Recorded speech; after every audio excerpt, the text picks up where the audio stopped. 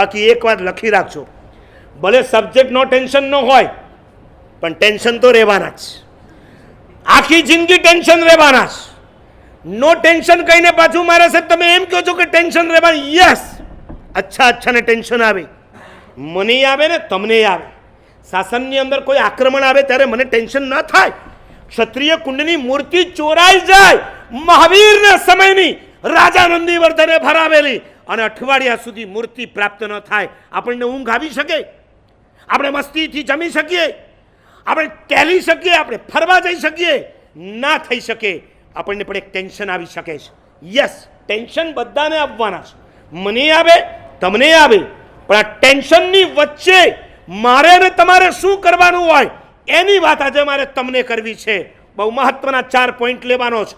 આ 4 પોઈન્ટમાં ટેન્શન આવે કઈ રીતના અને ટેન્શનમાંથી રસ્તો કઈ રીતના કઢાય એની વાત તમને કરવાની છે.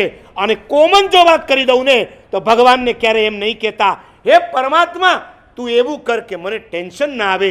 નહીં, આવી પ્રાર્થના નહીં કરતા. ભગવાનને તમારે એમ કહેવાનું ટેન્શન જેટલા આપવા હોય એટલા આપજે, પણ સાથે એ ટેન્શનમાંથી રસ્તો, સમાધાનનો રસ્તો કાઢી શકું એવી શક્તિ પણ આપજે. સફળતા એ તમારા માટે ચમત્કાર નથી, સંઘર્ષ કરવો. સફળતા મળે કે ના મળે પણ એ ટેન્શનોની સામે સંઘર્ષ કરવો, સમાધાનથી રસ્તો કાઢવો ને એ બહુ મોટો ચમત્કાર છે. અને સમાધાન એ જ શીખવાનું છે લાઈફમાં, બીજું કાંઈ નથી શીખવાનું, સમાધાન શીખવાનું.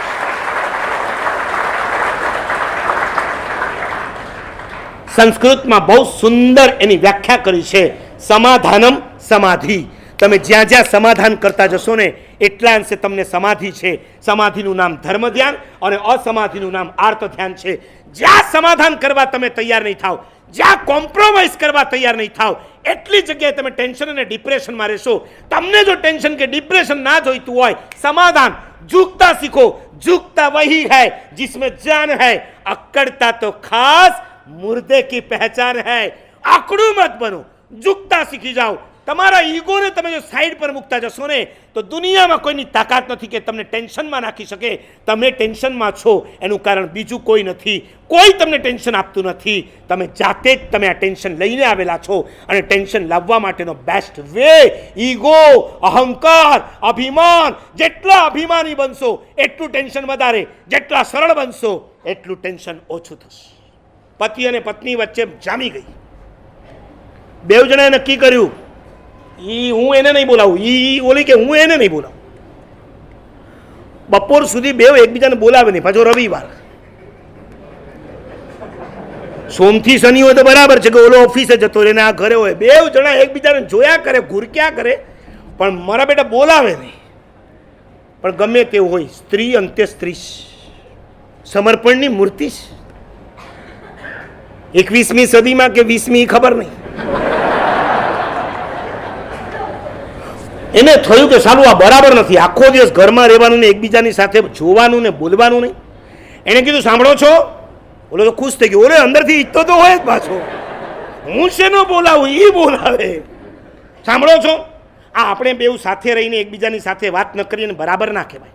ચલો 50% હું કોમ્પ્રોમાઇઝ કરું, 50% તમે કોમ્પ્રોમાઇઝ કરો. અચ્છા તો શું કરવાનું છે બોલ. ઓલો બિચારો એટલો સરળ કે એણે કહી દીધું બોલો શું કરવાનું છે. બીજું કાંઈ નથી કરવાનું, તમારે મારી માફી માગી લેવાની અને હું ઉદારતાથી તમને માફ કરી દઉં.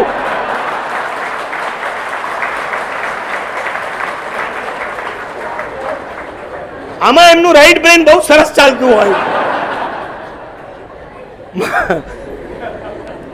બાપ અને દીકરો જમતા રોજ સાથે, પણ એક દિવસ દીકરો રીસાયો, બાપને કંઈ કીધું હશે ને બાપ એ વસ્તુ નહીં લઈને આવ્યો એટલે છોકરો રીસાઈ ગયો. જાઓ પપ્પા, હું તમારી સાથે આજે નથી જમવાનું. આ બોલા. તમને કહું, તમારા સંસારમાં તમે ગમે તેટલા લડો ઝઘડો બધી છૂટ. જાઓ, ટેન્શનમાં આવી અને પછી લડો ઝઘડો બધી છૂટ, પણ જિંદગીમાં ક્યારે અબોલા નહીં લેતા. મારું એવું માનવું છે અબોલાથી ખતરનાક શસ્ત્ર દુનિયામાં બીજું કોઈ નથી. એકવાર ઈબોલા ચાલે, હા એની દવા શોધાઈ જશે ને તમે એમાંથી બહાર આવી જશો. ઈબોલા ચાલે, અબોલા ના ચાલે.